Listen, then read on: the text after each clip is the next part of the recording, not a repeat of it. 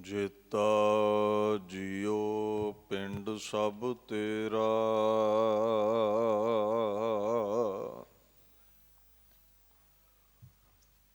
ਤੂੰ ਅੰਤਰ ਜਾਮੀ ਪੁਰਖ ਭਗਵਾਨ।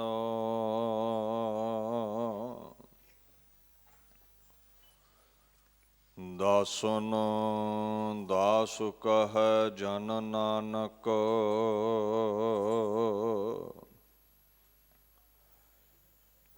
ਜਿਹਾ ਤੂੰ ਕਰਾਏ ਤਿਹਾ ਹਉ ਕਰੀ ਵਖਿਆਨ।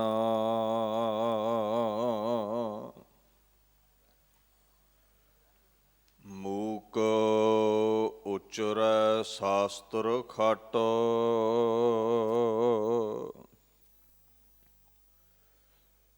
ਪਿੰਗ ਗਿਰਨ ਚੜ ਜਾਏ। ਅੰਧ ਲਖੈ ਬਦਰਉ ਸੁਨੈ, ਜੋ ਕਾਲ ਕਿਰਪਾ ਕਰਾਏ।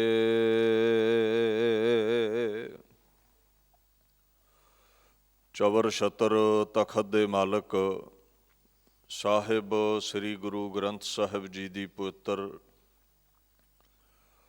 ਹਜ਼ੂਰੀ ਵਿੱਚ ਸ਼ੋਭਾਇਮਾਨ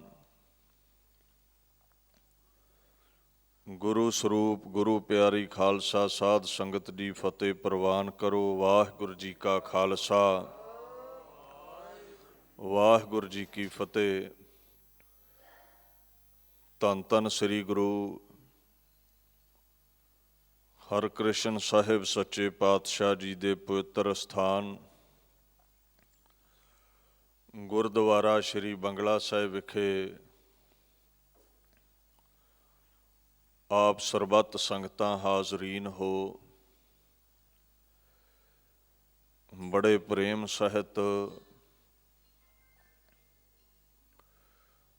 ਗੁਰੂ ਕਾ ਪਵਿੱਤਰ ਫੁਰਮਾਨ ਸ੍ਰੀ ਮੁਖਵਾਕ ਆਪ ਸੰਗਤ ਨੇ ਸਰਵਣ ਕੀਤਾ ਹੈ। ਆਓ ਖਾਲਸਾ ਪੰਥ ਦੇ ਨਿਤਨੇਮ ਵਿੱਚੋਂ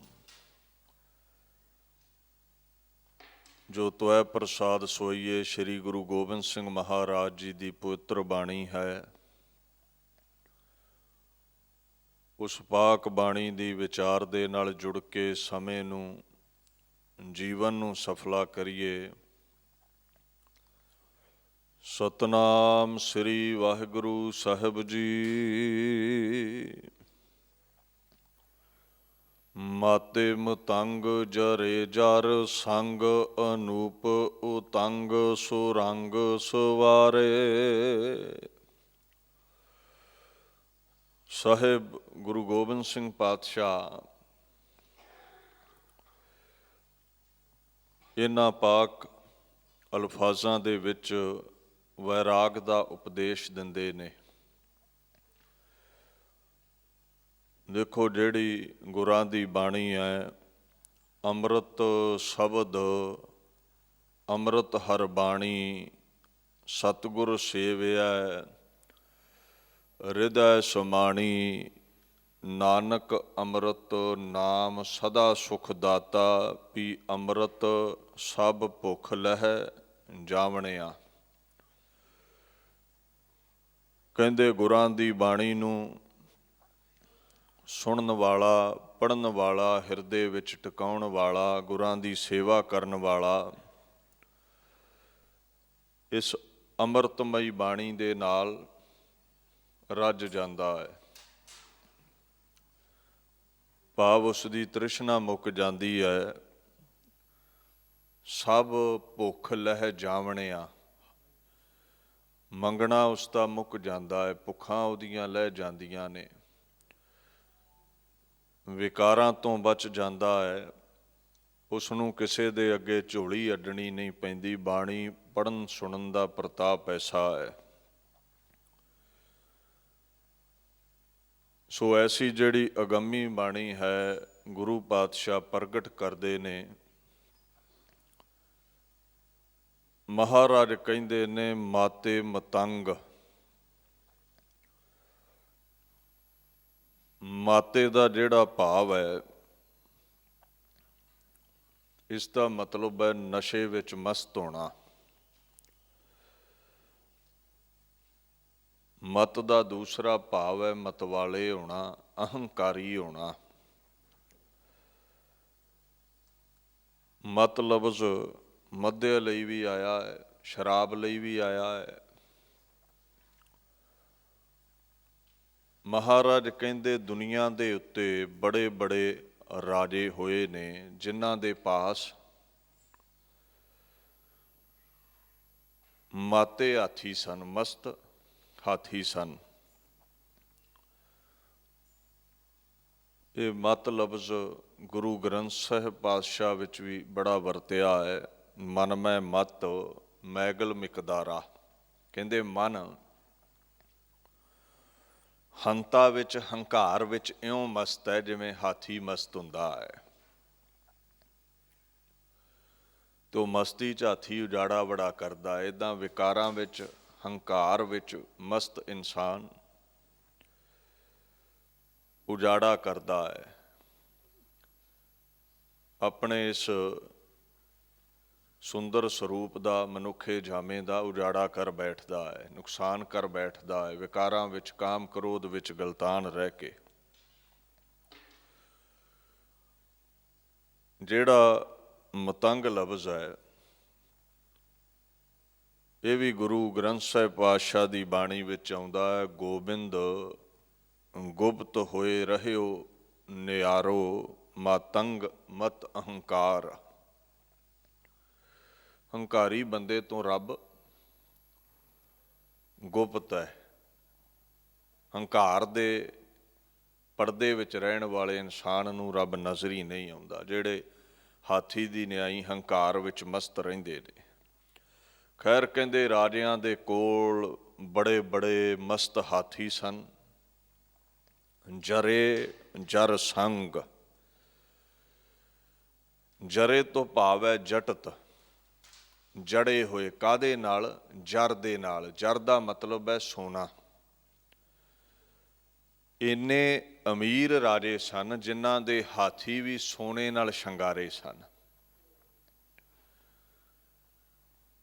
ਹੁਣ ਮਹਾਰਾਜ ਕਹਿੰਦੇ ਨੇ ਧਨ ਦੌਲਤ ਦੇ ਵਾਲੀ ਇਹ ਰਾਜੇ, ਮਸਤ ਹਾਥੀਆਂ ਦੇ ਮਾਲਕ ਇਹ ਰਾਜੇ,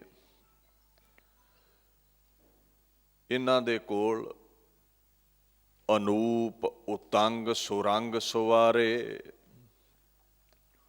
ਅਨੂਪ ਕਹਿੰਦੇ ਨੇ ਜਿਨ੍ਹਾਂ ਦੀ ਉਪਮਾ ਨਾ ਕੀਤੀ ਜਾ ਸਕੇ। ਇੰਨੇ ਸੁੰਦਰ। ਉਤੰਗ ਕਹਿੰਦੇ ਨੇ ਜਿਹੜੇ ਬਹੁਤੇ ਉੱਚੇ ਨੇ। ਸੁਰੰਗ ਸੁਵਾਰੇ। ਸੁਰੰਗ ਤੋਂ ਭਾਵ ਹੈ ਸੋਹਣੇ ਰੰਗ ਦੇ। ਗੁਰੂ ਗੋਬਿੰਦ ਸਿੰਘ ਪਾਤਸ਼ਾਹ ਕਹਿੰਦੇ ਨੇ ਉਹ ਹਾਥੀ ਇੰਨੇ ਉੱਚੇ, ਇੰਨੇ ਸੁੰਦਰ, ਐਸਾ ਐਸਾ ਸ਼ਿੰਗਾਰ ਉਹਨਾਂ ਨੂੰ ਕੀਤਾ ਹੈ ਜਿਹਦੀ ਉਪਮਾ ਵੀ ਨਹੀਂ ਕੀਤੀ ਜਾ ਸਕਦੀ। ਬਹੁਤ ਉੱਚੇ, ਇੰਨੇ ਉਹ ਸੁੰਦਰ ਪਏ ਜਾਪਦੇ ਸਨ। ਇਹ ਸਾਰੇ ਲਫ਼ਜ਼ ਗੁਰੂ ਗ੍ਰੰਥ ਸਾਹਿਬ ਵਿੱਚ ਵੀ ਆਉਂਦੇ ਨੇ। ਸੰਤਤ ਹੀ ਸਤ ਸੰਗਤ ਸੰਗ, ਸੁਰੰਗ ਰਤੇ ਜਸ ਗਾਵਤ ਹੈ। ਸੁਰੰਗ ਦਾ ਭਾਵ ਹੈ ਬੜਾ ਸੁੰਦਰ, ਪ੍ਰੇਮ ਦਾ ਰੰਗ, ਲਾਲ ਰੰਗ। ਇਹ ਜਿਹੜੇ ਹਾਥੀ ਸਨ, ਸੰਧੂਰ ਦੇ ਨਾਲ ਇਹਨਾਂ ਨੂੰ ਸ਼ਿੰਗਾਰਿਆ ਜਾਂਦਾ ਸੀ। ਸੁੰਦਰ ਰੰਗ ਦੇ ਨਾਲ ਇਹਨਾਂ ਨੂੰ ਸ਼ਿੰਗਾਰਿਆ ਜਾਂਦਾ ਸੀ। ਸੁਰੰਗ ਲਫ਼ਜ਼ ਸੁੰਦਰ ਰੰਗ ਲਈ ਵੀ ਆਉਂਦਾ ਹੈ ਤੇ ਸੁੰਦਰ ਸਰੂਪ ਲਈ ਵੀ ਆਉਂਦਾ ਹੈ। ਕਬੀਰ ਜੀ ਕਹਿੰਦੇ ਨਾ, ਕਬੀਰ ਗਰਬ ਨਾ ਕੀਜੀਐ ਦੇਹੀ ਦੇਖ ਸੁਰੰਗ। ਸੁੰਦਰ ਸਰੀਰ ਵੇਖ ਕੇ ਗਰਬ ਨਾ ਕਰ। ਇਹ ਉਹੀ ਸੁਰੰਗ ਲਫ਼ਜ਼ ਹੈ, ਸੁੰਦਰਤਾ ਲਈ ਆਇਆ। ਕਹਿੰਦੇ ਸੋਹਣੇ ਰੰਗ ਦੇ ਨਾਲ ਇਹ ਹਾਥੀ ਸ਼ਿੰਗਾਰੇ ਹੋਏ ਸਨ। ਹੁਣ ਮਾਇਆ ਕਿੰਨੀ ਕੁ ਹੋਵੇਗੀ ਰਾਜਿਆਂ ਕੋਲ, ਤੁਸੀਂ ਸਮਝ ਲਓ ਵੀ ਹਾਥੀਆਂ ਨੂੰ ਹੀ ਸੋਨੇ ਨਾਲ ਸ਼ਿੰਗਾਰਿਆ ਹੈ। कोट तू रंग कुरंग से कूदत पौन के गौन को जात निवारे। महाराज आखण लगे कोट तो भाव है एक ते मतलब हुंदा है किला, दूसरा कोट दा भाव है करोड़ां। कोट कैसल नूं कहिंदे ने, किले नूं भी कहिंदे ने। बाणी च आउंदा ना कंचन के कोट दत्त करी बहु हैवर गैवर दान। इत्थे कोट दा भाव है बेशुमार, करोड़ां, जिहड़ी गिणती ना हो सके। जिवें बाणी विच आउंदा है अंम੍ਰਿਤ नाम जप है मिल साधु होत पुनीत कोट अपराधु। करोड़ां पाप मिटदे ने सतपुरुषां दी संगत च। इत्थे गिणती वजों कोट लफ्ज़ लिया है गुरु गोबिंद सिंह पातशाह ने, किले वजों नहीं है। कहंदे उन्हां दे कोल करोड़ां ही तुरंग सन। तुरंग जल्दी तुरन वाले नूं कहिंदे ने। वो की है? घोड़ा,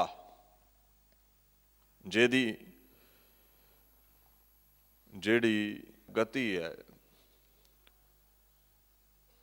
वो बरकतां भरी है, बड़ी तेज तरार है, बड़ी उसकी रफ्तार है। हुण महाराज कहिंदे ने करोड़ां उन्हां दे कोल घोड़े सन। कुरंग से कूदत, कुरंग लफ्ज़ मृग लई आउंदा है, हिरन लई। वैसे मृगां दे बाबत आपां जाणदे आ भी चौपाए जानवरां विच सब तो वध रफ्तार हिरनां दी हुंदी है। ਜਿਹੜੇ ਚੰਗੇ ਘੋੜੇ ਨੇ ਨਾ, ਨੁਕਰੇ ਅਰਬੀ ਘੋੜੇ, ਉਹਨਾਂ ਦੀ ਰਫਤਾਰ ਐਸੀ ਹੈ ਵੀ ਮ੍ਰਿਗ ਦੀ ਰਫਤਾਰ ਨੂੰ ਵੀ ਮਾਤ ਪਾ ਦੇਵੇ। ਕਹਿੰਦੇ ਇਹਨਾਂ ਰਾਜਿਆਂ ਕੋਲ ਬਹੁਮੁੱਲੇ ਘੋੜੇ ਸਨ ਜਿਨ੍ਹਾਂ ਦੀ ਰਫਤਾਰ ਹਿਰਨਾਂ ਨੂੰ ਮਾਤ ਪਾਉਂਦੀ ਸੀ। ਹਿਰਨਾਂ ਵਾਂਗੂ ਇਹ ਕੁੱਦਦੇ ਸਨ, ਟਪੂਸੀਆਂ ਮਾਰਦੇ ਸਨ। हिरना नूं भी बादशाह कहंदे छड्डो, पौन के गौन को जात निवारे। तूफान नालों भी वध के रफ्तार। कहंदे हवा दी रफ्तार नूं भी मात पाउण वाले घोड़े।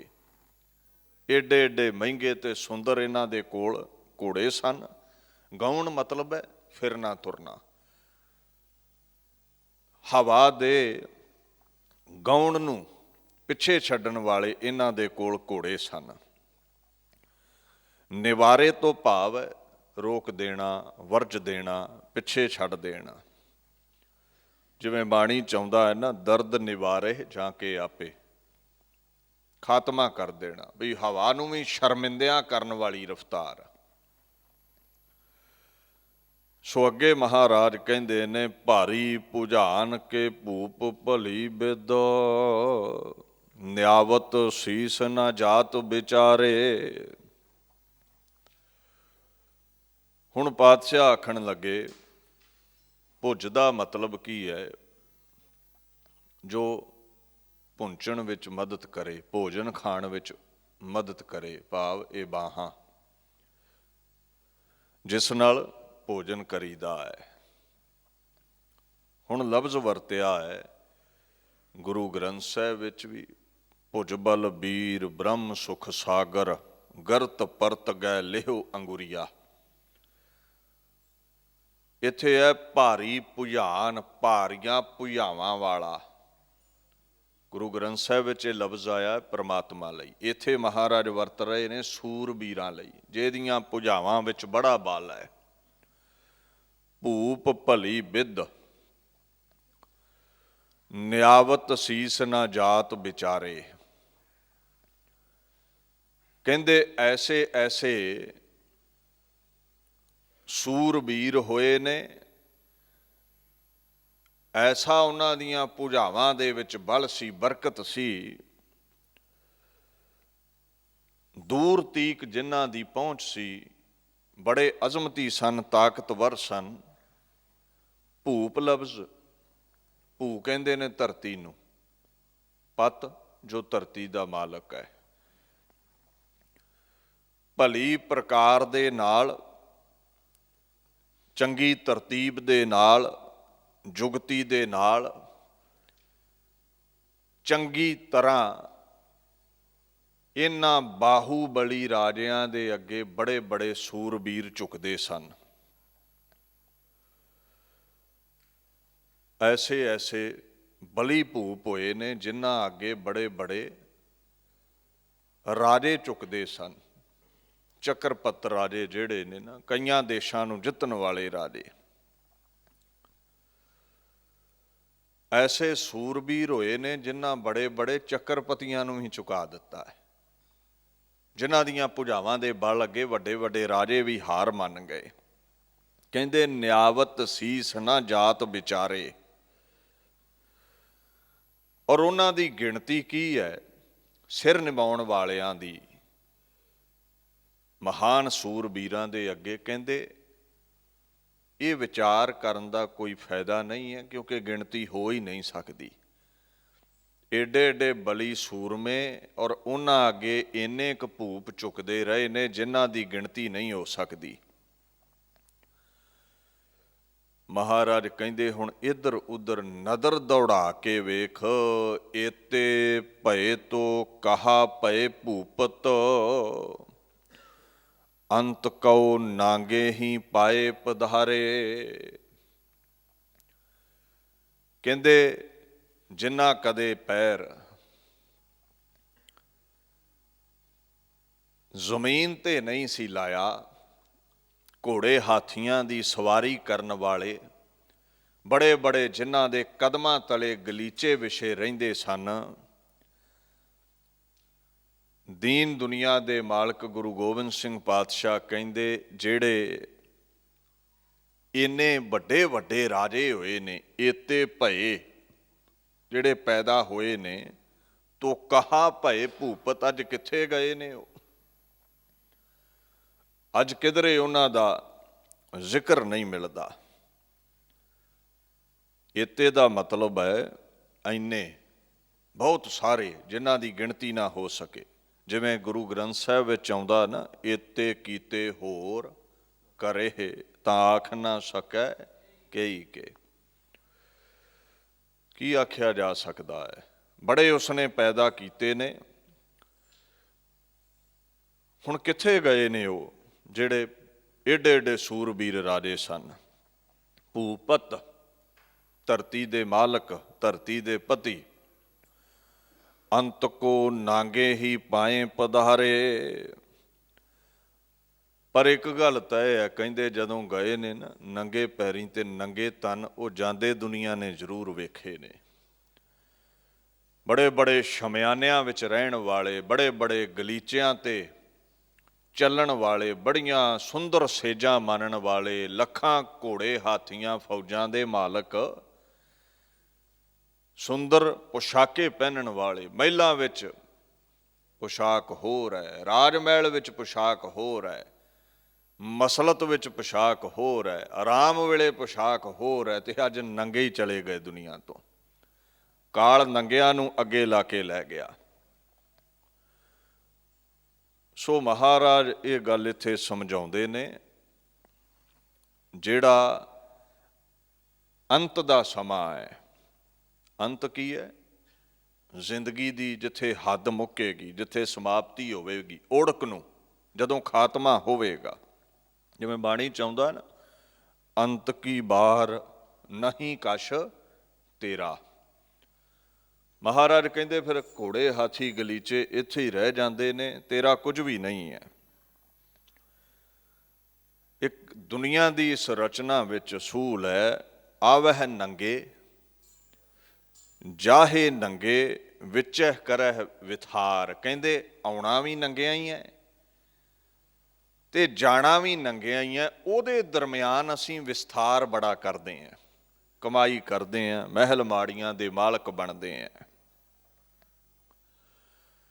ਹੁਣ ਮਹਾਰਾਜ ਕਹਿੰਦੇ ਵਿਸਥਾਰ ਕਿਸੇ ਦਾ ਘੱਟ ਹੈ ਜਾਂ ਵੱਧ ਹੈ, ਜਾਣਾ ਉਹਨੂੰ ਵੀ ਨੰਗਿਆਂ ਹੀ ਪੈਣਾ ਹੈ। ਰਾਜਾ ਪਰਜਾ ਸਮਕਰ ਮਾਰੈ ਐਸੋ ਕਾਲ ਵਡਾਨੀ ਰੇ। ਉਹਨੇ, ਕਾਲ ਨੇ ਡਾਂਗ ਦੇ ਅੱਗੇ ਹੀ ਗਰੀਬ ਲਾ ਲੈਣਾ ਹੈ ਤੇ ਡਾਂਗ ਦੇ ਅੱਗੇ ਹੀ ਅਮੀਰ ਲਾ ਲੈਣਾ ਹੈ। ਉਹ ਵਿਤਕਰਾ ਨਹੀਂ ਕਰਦਾ ਜਦੋਂ ਡਾਂਗ ਫੇਰਦਾ ਹੈ।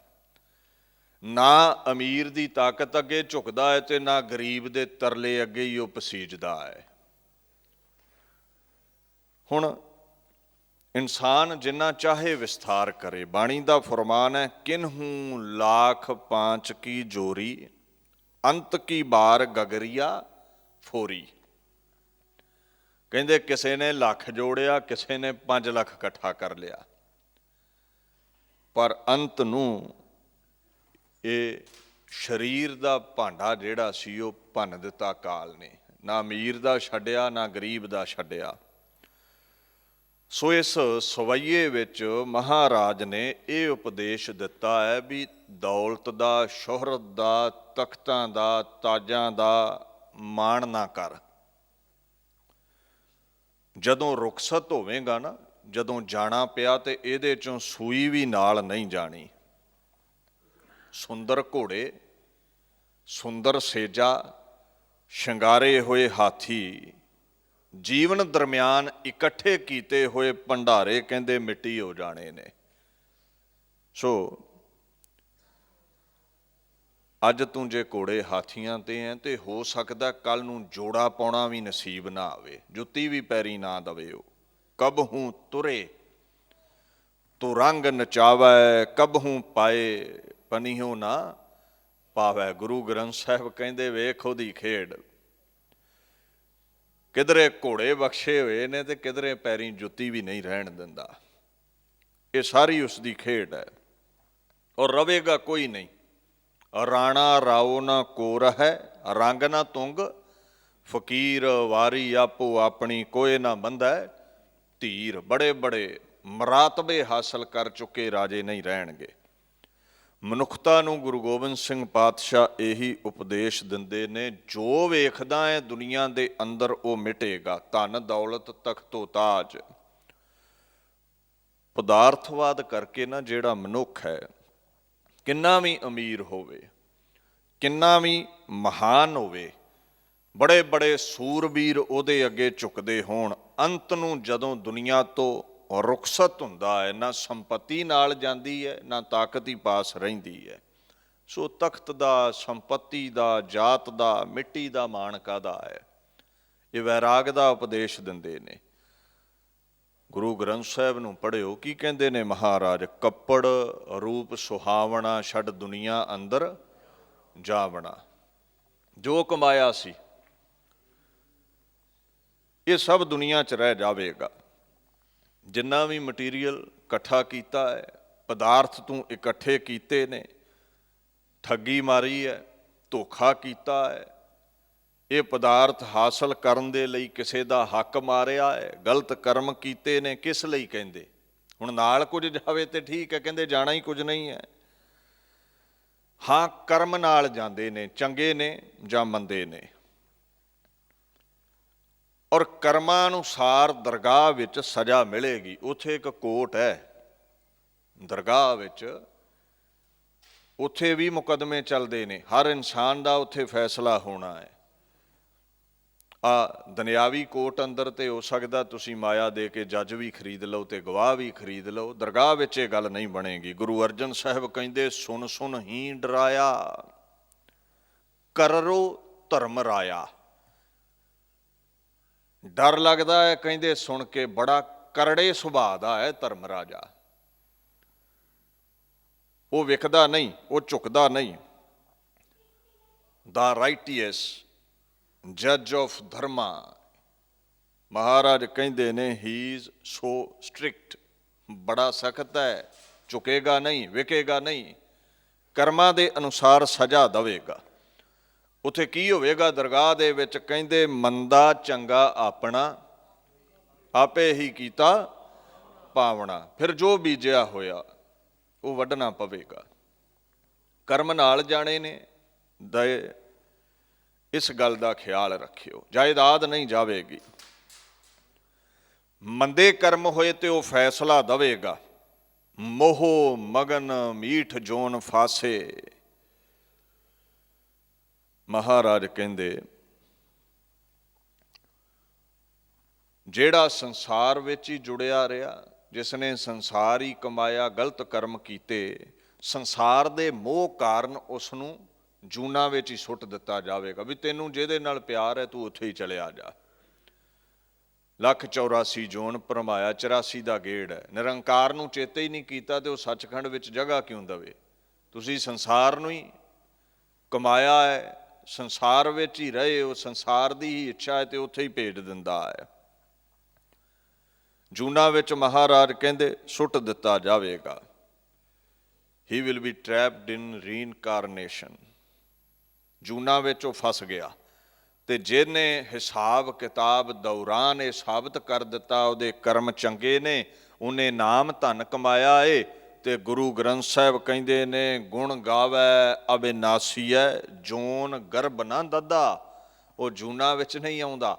ਜਿਸ ਨੇ ਅਬਿਨਾਸੀ ਦੇ ਗੀਤ ਗਾਏ ਨੇ ਉਹ ਪ੍ਰਮਾਤਮਾ ਦੀ ਸ਼ਰਨ ਵਿੱਚ ਫਿਰ ਚਲਿਆ ਜਾਂਦਾ ਹੈ। ਸੋ ਮੰਦੇ ਚੰਗੇ ਕਰਮਾਂ ਦਾ ਹਿਸਾਬ ਹੋਣਾ ਹੈ। ਅੱਗੇ ਦੌਲਤਾਂ ਸ਼ੋਹਰਤਾਂ ਤਖਤ ਨੇ ਨਹੀਂ ਨਿਭਣਾ। ਮਹਾਰਾਜ ਕਹਿੰਦੇ ਇਕਸ ਹਰ ਕੇ ਨਾਮ ਬਿਨ ਅੱਗੇ ਲਈਐ ਖੋਹੇ। ਨਾਮ ਤੋਂ ਬਿਨਾਂ ਸਭ ਖੁੱਸ ਜਾਣਾ ਹੈ, ਇੱਥੇ ਹੀ ਰਹਿ ਜਾਣਾ ਹੈ। ਜਿਹਦੇ ਕੋਲ ਨਾਮ ਹੋਇਆ ਉਹਨੂੰ ਨਜ਼ਾਤ ਹਾਸਲ ਹੋਵੇਗੀ। ਸੋ ਕਲਗੀਧਰ ਵੈਰਾਗਮਈ ਉਪਦੇਸ਼ ਕਰਦੇ ਨੇ, ਮਾਣ ਨਾ ਕਰ ਤਖਤਾਂ ਦੌਲਤਾਂ ਸ਼ੋਹਰਤਾਂ ਦਾ, ਇਹ ਕੰਮ ਨਹੀਂ ਆਉਣਾ। ਨਾਮ ਧਨ ਇਕੱਠਾ ਕਰ ਜੋ ਕੰਮ ਆਉਣ ਵਾਲਾ ਹੈ। ਅੱਗੇ ਮਹਾਰਾਜ ਇਹ ਪਹਿਲੇ ਸਵਈਏ 'ਚ ਨਾ ਜਿੱਥੇ ਗੁਰੂ ਸਾਹਿਬ ਨੇ ਧਰਮ ਬਾਬਤ ਕਿਹਾ ਸੀ ਵੀ ਦੇਖੋ ਕੇਵਲ ਧਰਮ ਦਾ ਲਿਬਾਸ ਪਾ ਲੈਣਾ, ਪਰਮਾਤਮਾ ਪ੍ਰਤੀ ਰਤ ਨਾ ਹੋਣੀ। ਏਕ ਰਤੀ ਬਿਨ ਏਕ ਰਤੀ ਕੇ। ਕਹਿੰਦੇ ਪਰਮਾਤਮਾ ਨਾਲ ਪ੍ਰੇਮ ਨਹੀਂ ਸੀ ਅੰਦਰ, ਕੇਵਲ ਵਿਖਾਵੇ ਦਾ ਲਿਬਾਸ ਪਾਇਆ ਸੀ। ਪਰਮਾਤਮਾ ਦੇ ਦਰ ਉੱਤੇ ਰੱਤੀ ਭਰ ਵੀ ਕਦਰ ਨਾ ਪਈ। ਲੋਕਾਂ 'ਚ ਤੇ ਤੂੰ ਸੰਤ ਬਣ ਗਿਆ, ਧਰਮੀ ਬਣ ਗਿਆ। ਲੋਕ ਚੰਮ ਵੇਂਦੇ ਨੇ ਨਾ, ਪਰਮਾਤਮਾ ਮਨ ਵੇਂਦਾ ਹੈ। ਅੰਦਰ ਕਪਟ ਸੀ, ਬਾਹਰੋਂ ਲਿਬਾਸ ਧਾਰਮਿਕ ਸੀ। ਸ੍ਰੀ ਭਗਵਾਨ ਕੀ ਭਾਏ ਕਿਰਪਾ ਹੂੰ। ਤੇ ਪਰਮਾਤਮਾ ਦੇ ਪ੍ਰੇਮ ਤੋਂ ਬਿਨਾ ਇਹ ਧਾਰਮਿਕ ਲਿਬਾਸ ਕਿਸੇ ਕੰਮ ਨਹੀਂ ਹੈ। ਪਾਖੰਡ ਦਾ ਖੰਡਨ ਕੀਤਾ ਪਹਿਲੇ ਸੋਈਏ ਵਿੱਚ ਪਾਤਸ਼ਾਹ ਨੇ। ਅੰਦਰੋਂ ਪ੍ਰੀਤੀ ਪਾ ਫਿਰ ਇਹ ਲਿਬਾਸ ਪਹਿਨੇ ਸਫਲੇ ਨੇ। ਨਹੀਂ ਤੇ ਆਖਣ ਲੱਗੇ ਤੁਛ ਭਰ ਵੀ ਤੇਰੇ ਕਰਮਾਂ ਧਰਮਾਂ ਦੀ ਕਮਾਈ ਕੰਮ ਨਹੀਂ ਆਵੇਗੀ ਅਕਾਲ ਪੁਰਖ ਦੀ ਦਰਗਾਹ ਵਿੱਚ। ਸੋ ਇਹ ਹੁਣ ਦੂਸਰੇ ਸਵਈਏ ਵਿੱਚ ਮਹਾਰਾਜ ਨੇ ਇਹ ਹੁਕਮ ਕੀਤਾ ਹੈ। ਜਿਹੜੇ ਬੜੇ ਬੜੇ ਰਾਜੇ ਤਖਤਾਂ ਤਾਜਾਂ ਦਾ ਮਾਣ ਲਈ ਫਿਰਦੇ ਨੇ, ਕਹਿੰਦੇ ਸਭ ਮਿੱਟੀ ਹੈ, ਅੱਗੇ ਨਾਮ ਧਾਨੀ ਚੱਲਣਾ ਹੈ। ਇੱਥੇ ਇੱਕ ਦੇਸ਼ ਨੂੰ ਜਿੱਤਣ ਵਾਲੇ ਰਾਜੇ ਦੀ ਗੱਲ ਹੈ। ਤੀਸਰੇ ਸਵਈਏ ਦੇ ਵਿੱਚ ਹੁਣ ਚੱਕਰਪਤ ਰਾਜਿਆਂ ਦੀ ਗੱਲ ਕਰਨਗੇ, ਜਿਨ੍ਹਾਂ ਆਪਣਾ ਦੇਸ਼ ਤੇ ਜਿੱਤਿਆ ਹੀ ਹੈ ਤੇ ਹੋਰਾਂ ਦੇਸ਼ਾਂ ਨੂੰ ਵੀ ਜਿਨ੍ਹਾਂ ਨੇ ਜਿੱਤ ਲਿਆ। ਪਾਤਸ਼ਾਹਾਂ ਦੇ ਪਾਤਸ਼ਾਹ ਜਿਹੜੇ ਹੋਏ ਨੇ। ਹੁਣ ਮਹਾਰਾਜ ਉਹਨਾਂ ਬਾਬਤ ਹੁਕਮ ਕਰਦੇ ਨੇ, ਜੀਤ ਫਿਰੈ ਸਭ ਦੇਸ ਦਿਸਾਨ ਕੋ ਬਾਜਤ ਢੋਲ ਮਿਰਦੰਗ ਨਗਾਰੇ। ਕਹਿੰਦੇ ਦੇਖ ਦੇਸ਼ ਤੇ ਆਪਣਾ ਜਿੱਤਿਆ ਹੀ ਸੀ। ਜੀਤ ਫਿਰੈ ਦੇਸ਼, ਦੇਸ਼ ਤੇ ਆਪਣਾ ਜਿੱਤਿਆ ਹੀ ਸੀ। ਅੱਗੇ ਹੈ ਲਫ਼ਜ਼ ਦਿਸਾਨ। ਹੁਣ ਜਿਹੜਾ ਦਿਸਾਨ ਦਾ ਭਾਵ ਹੈ, ਦੋ ਲਫ਼ਜ਼ ਨੇ, ਦਿਸ਼ਾ ਪਲਸ ਆਨ, ਪਦਛੇਦ ਕਰ ਲਵੋ ਤੇ ਦੋ ਲਫ਼ਜ਼ ਬਣਦੇ ਨੇ। ਆਨ ਦਾ ਮਤਲਬ ਹੈ ਅਨਿਆ, ਦੂਜਾ, ਹੋਰ। ਆਪਣਾ ਦੇਸ਼ ਤੇ ਜਿੱਤਿਆ ਹੀ ਹੈ, ਦੂਜੇ ਦੇਸ਼ ਤੇ ਵੀ ਜਿਸ ਦੀ ਹਕੂਮਤ ਹੈ। ਸਭ ਦੇਸ਼ ਦਿਸਾਨ ਕੋ, ਸਾਰੇ ਹੀ ਦੇਸ਼ਾਂ ਨੂੰ ਜਿੱਤਣ ਵਾਲੇ ਸਿਕੰਦਰ ਵਰਗੇ ਰਾਜੇ। ਮਹਾਰਾਜ ਆਖਣ ਲੱਗੇ ਬੜੇ ਦੇਸ਼ਾਂ ਨੂੰ ਜਿੱਤ ਲਿਆ। ਉਹ ਫਿਰ ਜਿੱਤ ਦੀ ਖੁਸ਼ੀ ਵਿੱਚ ਬਾਜਤ ਢੋਲ ਮਿਰਦੰਗ ਨਗਾਰੇ। ਬੜੇ ਬੜੇ ਉਹਨਾਂ ਦੇ ਦਰ ਉੱਤੇ ਮਿਰਦੰਗ ਵੱਜੇ, ਢੋਲ ਵੱਜੇ। ਮਿਰਦੰਗ ਵੀ ਢੋਲ ਵਰਗਾ ਹੀ ਹੁੰਦਾ ਹੈ। ਇਹ ਵਿੱਚੋਂ ਇਹਦਾ ਆਕਾਰ ਮੋਟਾ ਹੁੰਦਾ ਹੈ ਤੇ ਪਾਸਿਆਂ ਤੋਂ ਬਰੀਕ ਹੁੰਦਾ ਹੈ। ਹੁਣ ਤੇ ਕਾਠ ਦਾ ਆਉਣ ਲੱਗ ਪਿਆ ਹੈ। ਪਹਿਲਾਂ ਇਹ ਕੱਚੇ ਘੜੇ ਵਾਂਗ ਨਾ ਆਵੇ 'ਚ ਹੀ ਸੁੱਟ ਕੇ ਪਕਾਇਆ ਜਾਂਦਾ ਸੀ ਇਸ ਸਾਜ਼ ਨੂੰ, ਤਾਂ ਮਿਰਦੰਗ ਕਹਿੰਦੇ ਨੇ। ਕਹਿੰਦੇ ਉਹ ਜਦੋਂ ਜਿੱਤਦੇ ਨੇ ਨਾ, ਉਹਨਾਂ ਦੇ ਦਰ ਤੇ ਮਿਰਦੰਗ ਵੱਜਦੇ ਨੇ, ਢੋਲ ਵੱਜਦੇ ਨੇ। ਨਗਾਰਾ ਜਿਹੜਾ ਲਫ਼ਜ਼ ਹੈ ਨਾ, ਇਹ ਫਾਰਸੀ ਦੇ ਨਕਾਰਹ ਤੋਂ ਬਣਦਾ ਹੈ। ਨਕਾਰਹ ਦਾ ਭਾਵ ਵੀ ਧੌਂਸਾ ਹੈ, ਦੁਦੰਬ। ਕਹਿੰਦੇ ਫਿਰ ਉਹਨਾਂ ਦੇ ਦਰ ਉੱਤੇ ਢੋਲ ਵਾਜੇ, ਨਫੀਰੀਆਂ ਵੱਜਦੇ ਨੇ ਜਦੋਂ ਉਹ ਜੰਗ ਜਿੱਤ ਲੈਂਦੇ ਨੇ, ਜਦੋਂ ਹੋਰਾਂ ਦੇਸ਼ਾਂ ਤੇ ਉਹ ਜਿੱਤ ਪ੍ਰਾਪਤ ਕਰ ਲੈਂਦੇ ਨੇ। ਜੰਗੀ ਵਾਜੇ ਉਹਨਾਂ ਦੀਆਂ ਫੌਜਾਂ ਵਿੱਚ ਉਹਨਾਂ ਦੇ ਦਰ ਉੱਤੇ ਵੱਜਦੇ ਨੇ। ਗੂੰਜਤ ਗੂੜ ਗਜਾਨ ਕੇ ਸੁੰਦਰ, ਹਿੰਸਤ ਹੀ ਹੈ ਰਾਜ ਹਜ਼ਾਰੇ। ਗੂੰਜਤ ਦਾ ਭਾਵ ਹੈ ਗੂੰਜ ਪਾਉਣੀ, ਸ਼ਬਦ ਕਰਨਾ, ਚਿੰਗਾੜਨਾ। ਗੂੜ, ਗੂੜ ਦਾ ਮਤਲਬ ਬੜਾ ਗੰਭੀਰ, ਬੜੀ ਗੂੜੀ ਆਵਾਜ਼, ਬੜੀ ਉੱਚੀ ਆਵਾਜ਼। ਗਜਾਨ ਕੇ ਸੁੰਦਰ, ਗੱਜ ਕਹਿੰਦੇ ਨੇ ਹਾਥੀ ਨੂੰ, ਤੇ ਗਜਾਨ ਗੱਜ ਪਲੱਸ ਆਨ, ਅੰਨੇ ਹੋਰ ਹਾਥੀ, ਹਾਥੀਆਂ ਦੇ ਝੁੰਡ। ਇਹਨਾਂ ਰਾਜਿਆਂ ਦੇ ਦਰ ਉੱਤੇ ਬੜੇ ਬੜੇ ਸੁੰਦਰ ਹਾਥੀ ਗੂੰਜ ਪਾਉਂਦੇ ਸਨ, ਝਿੰਗਾੜਦੇ ਸਨ। ਹਿੰਸਤ ਹੀ ਹੈ ਰਾਜ ਹਜ਼ਾਰੇ। ਹਿੰਸਤ ਦਾ ਮਤਲਬ ਹੈ ਹਿਣਕਣਾ। ਹਾਏ ਰਾਜ, ਹਾਏ ਘੋੜੇ ਨੂੰ ਕਹਿੰਦੇ ਨੇ। ਕਹਿੰਦੇ ਜਿੱਥੇ ਉਹਨਾਂ ਦੇ ਦਰ ਉੱਤੇ ਤਬੇਲਿਆਂ ਵਿੱਚ ਹਾਥੀ ਗੂੰਜ ਪਾਉਂਦੇ ਸਨ, ਉੱਥੇ ਹਾਏ ਰਾਜ, ਸੁੰਦਰ ਸੁੰਦਰ ਘੋੜੇ, ਉਹ ਵੀ ਹਿਣਕਦੇ ਸਨ। ਬੜੇ ਬੜੇ ਮਹਿੰਗੇ ਘੋੜੇ, ਨੁਕਰੇ ਘੋੜੇ ਉੱਥੇ ਹਿਣਕਦੇ ਸਨ। ਅੱਗੇ ਆਖਣ ਲੱਗੇ, ਭੂਤ ਭਵਿੱਖ ਭਵਾਨ ਕੇ ਭੂਪਤ, ਕੌਣ ਗਨੈ ਨਹੀਂ ਜਾਤ ਵਿਚਾਰੇ। ਇੱਦਾਂ ਦੇ ਬੜੇ ਬੜੇ ਚੱਕਰਵਰਤੀ ਰਾਜੇ, ਜਿਨ੍ਹਾਂ ਕਈ ਦੇਸ਼ਾਂ ਨੂੰ ਜਿੱਤਿਆ, ਜਿਨ੍ਹਾਂ ਦੇ ਤਬੇਲਿਆਂ ਵਿੱਚ ਬੜੇ ਬੜੇ ਘੋੜੇ ਸੁੰਦਰ ਹਿਣਕਦੇ ਸਨ, ਬੜੇ ਬੜੇ ਹਾਥੀ ਝੰਗਾੜਦੇ ਸਨ ਜਿਨ੍ਹਾਂ ਦੇ ਦਰ ਉੱਤੇ। ਕਹਿੰਦੇ ਭੂਤ ਕਾਲ ਵਿੱਚ, ਭੂਤ ਤੋਂ ਭਾਵ ਹੈ ਜੋ ਗੁਜ਼ਰ ਗਿਆ ਹੈ, ਪਾਸਟ। ਪਿੱਛੇ ਵੀ ਐਸੇ ਰਾਜੇ ਹੋਏ ਨੇ।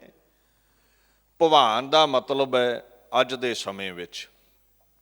ਅੱਜ ਵੀ ਐਸੇ ਰਾਜੇ ਨੇ, ਬੜੇ ਬੜੇ ਤਖਤਾਂ ਦੇ ਮਾਲਕ ਨੇ।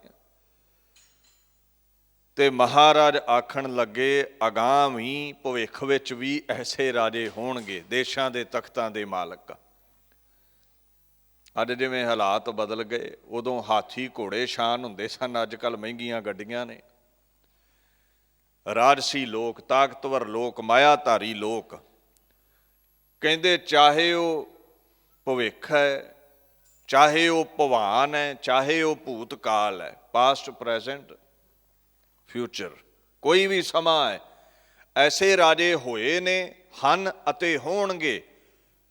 ਆਖਣ ਲੱਗੇ, ਕੌਣ ਗਨੇ ਨਹੀਂ ਜਾਤ ਵਿਚਾਰੇ। ਪਰ ਗਿਣਤੀ ਨਹੀਂ ਹੋ ਸਕਦੀ ਕਿੰਨੇ ਕੁ ਕਾਲ ਨੇ ਮਾਰ ਕੇ ਖਪਾ ਦਿੱਤੇ ਨੇ, ਕਿੰਨਿਆਂ ਦਾ ਕਾਲ ਨੇ ਖੁਰਾ ਖੋਜ ਮਿਟਾ ਦੇਣਾ ਹੈ, ਤੇ ਕਿੰਨੇ ਕਾਲ ਨੇ ਪੈਦਾ ਕਰਕੇ ਮਿੱਟੀ ਵਿੱਚ ਮਿਲਾ ਦੇਣੇ ਨੇ। ਇਹਦੇ ਤੇ ਵਿਚਾਰ ਨਹੀਂ ਕੀਤੀ ਜਾ ਸਕਦੀ। ਮਹਾਰਾਜ ਗੁਰੂ ਗ੍ਰੰਥ ਸਾਹਿਬ ਵੀ ਕਹਿੰਦੇ ਰਾਜਾ ਤੇ ਇੱਕ ਹੀ ਹੈ, ਸਦੀਵੀ ਰਹਿਣ ਵਾਲਾ, ਕਉ ਹਰ ਸਮਾਨ ਨਹੀਂ ਰਾਜਾ। ਇਹ ਭੂਪਤ ਸਭ ਦਿਵਸ ਚਾਰ ਕੇ, ਝੂਠੇ ਕਰਤ ਦਿਵਾਜਾ। ਜਿਹੜੇ ਰਾਜੇ ਨੇ ਨਾ, ਇਹ ਤੇ ਥੋੜੇ ਸਮੇਂ ਦੇ ਲਈ ਡੰਕੇ ਤੇ ਚੋਟ ਪੈਂਦੀ ਹੈ, ਰਾਜ ਕਰਦੇ ਨੇ। ਸਦੀਵੀ ਰਹਿਣ ਵਾਲਾ ਤੇ ਅਕਾਲ ਪੁਰਖ ਹੀ ਹੈ। ਇੱਥੇ ਗਨੇ ਤੋਂ ਭਾਵ ਹੈ ਗਿਣਤੀ, ਸ਼ੁਮਾਰ। ਗਿਣਤੀ ਨਹੀਂ ਹੋ ਸਕਦੀ ਕਹਿੰਦੇ ਐਸੇ ਰਾਜਿਆਂ ਦੀ। ਕਾਲ ਬੜੇ ਬੜੇ ਰਾਜਿਆਂ ਨੂੰ ਬੰਨ੍ਹ ਕੇ ਲੈ ਗਿਆ। ਇੱਕ ਦਸਮ ਬਾਣੀ ਦੇ ਵਿੱਚ ਬੋਲ ਆਉਂਦਾ ਹੈ, ਜਿੱਤੇ ਮਾਨ ਧਾਤਾਦ ਰਾਜਾ ਸੁਹਾਏ। ਜਿੱਤੇ ਮਾਨ ਧਾਤਾਦ ਰਾਜਾ ਸੁਹਾਏ, ਸਭੈ ਬਾਦ ਕਹਿ ਕਾਲ ਜੇਰੈ ਚਲਾਏ। ਮਾਨ ਧਾਤਾ ਵਰਗੇ ਬੜੀ ਸ਼ੋਭਾ ਵਾਲੇ ਬੜੇ ਬੜੇ ਰਾਜੇ ਦੁਨੀਆ ਤੇ ਹੋਏ ਨੇ। ਜੈਲ ਦਾ ਮਤਲਬ ਹੈ ਦਾਮਨ, ਪੱਲਾ, ਲੜ।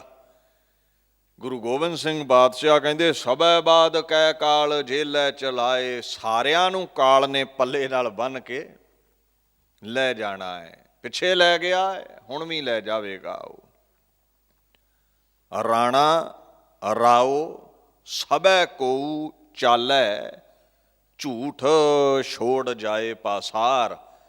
ਇਹ ਪਸਾਰਾ ਸਾਰਾ ਹੀ ਝੂਠਾ ਜਿਹਾ ਜਾਪੇਗਾ। ਰਾਣੇ ਰਾਓ ਸਾਰੇ ਕਾਲ ਲੈ ਜਾਂਦਾ ਹੈ। ਅੱਗੇ ਮਹਾਰਾਜ ਹੁਕਮ ਕਰਦੇ ਨੇ, ਸ੍ਰੀ ਪਤ ਸ੍ਰੀ ਭਗਵਾਨ ਭਜੇ ਬਿਨ, ਅੰਤ ਕਉ ਅੰਤ ਕੇ ਧਾਮ ਸਿਧਾਰੇ। ਹੁਣ ਮਹਾਰਾਜ ਕਹਿੰਦੇ ਜਾਣਾ ਤੇ ਸਭ ਨੇ ਹੈ, ਇਹਨਾਂ ਨੂੰ ਜਮਾਂ ਦੇ ਧਾਮ ਕਿਉਂ ਜਾਣਾ ਪਿਆ ਰਾਜਿਆਂ ਨੂੰ? ਉਹਦਾ ਇੱਕ ਕਾਰਨ ਹੈ। ਇੱਥੇ ਲਫ਼ਜ਼ ਵਰਤਿਆ ਹੈ ਸ੍ਰੀ। ਸ੍ਰੀ ਸ਼ੋਭਾ ਵਾਲੇ ਨੂੰ ਕਹਿੰਦੇ ਨੇ, ਜਿਹਦੀ ਸ਼ੋਭਾ ਬੜੀ ਹੋਵੇ, ਜਿਹਦੇ ਕੋਲ ਧਨ ਸੰਪਦਾ ਬੜੀ ਹੋਵੇ, ਵਿਭੂਤੀ ਬੜੀ ਹੋਵੇ, ਜੋ ਬੜਾ ਹੀ ਸੁੰਦਰ ਹੋਵੇ। ਸ਼੍ਰੀ ਲਕਸ਼ਮੀ ਨੂੰ ਵੀ ਵੈਸੇ ਕਹਿ ਦਿੰਦੇ ਨੇ ਸਨਾਤਨ ਮਤ ਅੰਦਰ। ਔਰ ਸ਼੍ਰੀ ਆਪਾਂ ਆਦਰ ਬੋਧਕ ਸ਼ਬਦ ਵੀ ਵਰਤਦੇ ਹਾਂ ਜਦੋਂ ਕਿਸੇ ਵੱਡੇ ਨੂੰ ਸੰਬੋਧਿਤ ਕਰਨਾ ਆਵੇ, ਸ਼੍ਰੀਮਾਨ ਕਹਿ ਕੇ ਆਪਾਂ ਬੁਲਾਉਂਦੇ ਹਾਂ। ਜਿਵੇਂ ਸ਼੍ਰੀ ਲਫ਼ਜ਼ ਸ਼੍ਰੋਮਣੀ ਲਈ ਵੀ ਆਉਂਦਾ ਹੈ, ਤੇ ਸਭ ਤੋਂ ਸ਼੍ਰੋਮਣੀ ਕੌਣ ਹੈ? ਸਤਿਗੁਰੇ ਨਮਹਿ, ਸ੍ਰੀ ਗੁਰਦੇਵੇ ਨਮਹਿ। ਗੁਰੂ ਨੂੰ ਨਮਸਕਾਰ। ਤੇ ਗੁਰੂਆਂ ਚੋਂ ਸਿਰਮੌਰ ਸਤਿਗੁਰੂ ਸੱਚੇ ਪਾਤਸ਼ਾਹ ਗੁਰੂ ਨਾਨਕ ਨੂੰ ਨਮਸਕਾਰ। ਸਭ ਤੇ ਵੱਡਾ ਸਤਿਗੁਰ ਨਾਨਕ ਜਿਨ ਕਲ ਰਾਖੀ ਮੇਰੀ। ਆਈ bow my self to Guru Nanak. ਉਹਦੇ ਅੱਗੇ ਅਸੀਂ ਝੁਕਦੇ ਹਾਂ। ਇੱਥੇ ਹੈ ਸ੍ਰੀ ਪਤ। ਸ੍ਰੀ ਮਾਇਆ, ਮਾਇਆ ਦਾ ਪਤੀ ਅਕਾਲ ਪੁਰਖ। ਹੁਣ ਜਿਹੜਾ ਪਤ ਲਫ਼ਜ਼ ਹੈ, ਇਹ ਇੱਜ਼ਤ ਲਈ ਵੀ ਆਉਂਦਾ ਹੈ, ਪ੍ਰਤਿਸ਼ਠਾ ਲਈ ਵੀ ਆਉਂਦਾ ਹੈ। ਮੰਨੈ ਪਤ ਸਿਉ ਪ੍ਰਗਟ ਜਾਏ। ਜਿਹੜਾ ਅਕਾਲ ਪੁਰਖ ਨੂੰ ਮੰਨਦਾ ਹੈ ਉਹਦੀ ਇੱਜ਼ਤ ਹੈ, ਲੋਕ ਵਿੱਚ ਵੀ ਤੇ ਪਰਲੋਕ ਵਿੱਚ ਵੀ। ਦੂਜੇ ਬੰਨੇ ਮਾਇਆ ਦੇ ਪਤੀ ਅਕਾਲ ਪੁਰਖ ਲਈ ਇਹ ਲਫ਼ਜ਼ ਆਉਂਦਾ ਹੈ, ਵਾਰ ਨੇ ਜਾਓ ਕਮਲਾ ਪਤੀ। ਕਮਲਾ ਭਾਵ ਮਾਇਆ ਦਾ ਪਤੀ, ਸੁਆਮੀ, ਮਾਲਕ। ਇੱਥੇ ਹੈ ਸ਼੍ਰੀਪਤ ਭਾਵ ਅਕਾਲ ਪੁਰਖ ਪਰਮਾਤਮਾ। ਇਹ ਗੁਰੂ ਗ੍ਰੰਥ ਸਾਹਿਬ ਵਿੱਚ ਵੀ ਸ਼੍ਰੀਪਤ ਲਫ਼ਜ਼ ਆਉਂਦਾ ਹੈ। ਸ਼੍ਰੀਪਤ ਨਾਥ ਸਰਣ ਨਾਨਕ ਜਨ, ਹੇ ਭਗਵੰਤ ਕਿਰਪਾ ਕਰ ਤਾਰੋ। ਹੁਣ ਮਹਾਰਾਜ ਕਹਿੰਦੇ ਸ੍ਰੀ ਭਗਵਾਨ। ਭਗਵਾਨ ਲਫ਼ਜ਼ ਸਮਝਿਓ,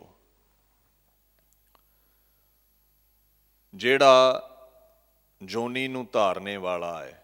ਭਗ ਲਫ਼ਜ਼ ਇਸਤਰੀ ਦੇ ਗੁਪਤ ਅੰਗ ਲਈ ਵੀ ਆਉਂਦਾ ਹੈ। ਹੁਣ ਜੋਨੀ ਨੂੰ ਕਿਸ ਨੇ ਧਾਰਿਆ ਹੈ? ਇੰਦਰ ਦੇਵਤੇ ਨੂੰ ਸ਼ਰਾਪ ਹੋਇਆ ਸੀ ਤੇ ਉਹਦੇ ਸੈਂਕੜੇ ਭਗਾਂ ਦੇ ਚਿੰਨ੍ਹ ਬਣ ਗਏ ਸਨ ਸਰੀਰ ਤੇ। ਬਾਣੀ ਚ ਆਉਂਦਾ ਹੈ ਨਾ, ਸੀਸ ਧਰਨ ਸਹਿਸ ਭਗ ਗਾਮੀ। ਭਗਵਾਨ ਦਾ ਜਿਹੜਾ ਦੂਸਰਾ ਅਰਥ ਹੈ ਉਹ ਇਹ ਹੈ ਵੀ ਜਿਹੜਾ ਹਰ ਜ਼ਰੇ ਵਿੱਚ ਮੌਜੂਦ ਹੈ, ਐਸ਼ਵਰਯ ਵਾਲਾ ਹੈ, ਪ੍ਰਭਤਾ ਵਾਲਾ ਹੈ, ਵਡਿਆਈ ਵਾਲਾ ਹੈ, ਭਾਗਿਆ ਵਾਲਾ ਹੈ, ਖੁਸ਼ ਨਸੀਬ ਹੈ, ਜੋ ਸਦੀਵੀ ਆਨੰਦ ਵਿੱਚ ਰਹਿਣ ਵਾਲਾ ਹੈ, ਹਰ ਜ਼ਰੇ ਵਿੱਚ ਮੌਜੂਦ ਹੈ, ਜੋ ਭਰਨ ਵਾਲਾ ਹੈ ਝੋਲੀਆਂ, ਗਤ ਦਾਤਾ ਹੈ, ਨਾਸ਼ ਰਹਿਤ ਹੈ, ਜਿਹਦੇ ਬਾਰੇ ਗੁਰੂ ਗ੍ਰੰਥ ਸਾਹਿਬ ਕਹਿੰਦੇ ਨੇ ਸੂਖਮ ਅਸਥੂਲ ਸਗਲ ਭਗਵਾਨ। ਕੋਈ ਵੱਡਾ ਹੈ, ਕੋਈ ਛੋਟਾ ਹੈ, ਹਰ ਜ਼ਰੇ ਵਿੱਚ ਪਰਮਾਤਮਾ ਸਮਾਇਆ ਹੈ। ਨਾਨਕ ਗੁਰਮੁਖ ਬ੍ਰਹਮ ਪਛਾਣ, ਉਹੀ ਬ੍ਰਹਮ ਹੈ। ਸੋ ਕਹਿੰਦੇ ਜਿਹੜਾ ਸਾਰਿਆਂ ਤੋਂ ਸ਼੍ਰੋਮਣੀ ਹੈ ਪਰਮਾਤਮਾ ਭਗਵਾਨ ਵਾਹਿਗੁਰੂ, ਭਜੇ ਬਿਨ। ਇਹਨਾਂ ਰਾਜਿਆਂ ਨੇ ਰਾਜ ਭਾਗ ਦੇ ਨਸ਼ੇ ਵਿੱਚ ਚੂਰ ਹੋ ਕੇ ਉਹਦਾ ਕਦੇ ਭਜਨ ਹੀ ਨਹੀਂ ਸੀ ਕੀਤਾ। ਅਕਾਲ ਪੁਰਖ ਨੂੰ ਕਦੇ ਯਾਦ ਹੀ ਨਹੀਂ ਸੀ ਕੀਤਾ, ਸੇਵਾ ਹੀ ਨਹੀਂ ਕੀਤੀ ਉਸਦੀ, ਗੀਤ ਹੀ ਨਹੀਂ ਗਾਏ ਉਸਦੇ। ਫਿਰ ਹੋਇਆ ਕੀ? ਅੰਤ ਕਉ ਅੰਤ ਕੇ ਧਾਮ ਸਿਧਾਰੇ। ਅੰਤ ਦਾ ਭਾਵ ਹੈ ਇਸ ਜੀਵਨ ਦਾ ਜਦੋਂ ਓੜਕ ਨੂੰ ਖਾਤਮਾ ਹੋਵੇਗਾ, ਸਮਾਪਤੀ ਹੋਵੇਗੀ, ਅੰਤਕਾਲ ਮਰਨ ਹੋਵੇਗਾ। ਬਾਣੀ ਚਾਹੁੰਦਾ ਨਾ, ਅੰਤ ਬਾਰ ਨਾਨਕ ਬਿਨ ਹਰਜੀ ਕੋਊ ਕਾਮ ਨਾ ਆਇਓ। ਐਸ਼ਵਰਿਆ, ਤਖਤ, ਤਾਜ ਅੰਤ ਦੇ ਸਮੇਂ ਫਿਰ ਕੰਮ ਨਹੀਂ ਆਉਂਦੇ। ਅੱਗੇ ਲਫ਼ਜ਼ ਹੈ ਅੰਤ ਕੇ। ਜਿਹੜਾ ਅੰਤਕ ਲਫ਼ਜ਼ ਹੈ ਨਾ, ਇਹਦਾ ਭਾਵ ਹੁੰਦਾ ਹੈ ਅੰਤ ਕਰਨ ਵਾਲਾ। ਤੇ ਅੰਤ ਕਰਨ ਵਾਲਾ ਕੌਣ ਹੈ? ਜਮਰਾਜ। ਇੱਥੇ ਹੈ ਅੰਤ ਕੇ ਧਾਮ, ਜਮ ਰਾਜੇ ਦਾ ਧਾਮ, ਜਮ ਰਾਜੇ ਦਾ ਜਿਹੜਾ ਘਰ ਹੈ। ਫਿਰ ਉੱਥੇ ਜਾਣਾ ਪਿਆ ਇਹੋ ਜਿਹੇ ਰਾਜਿਆਂ ਨੂੰ।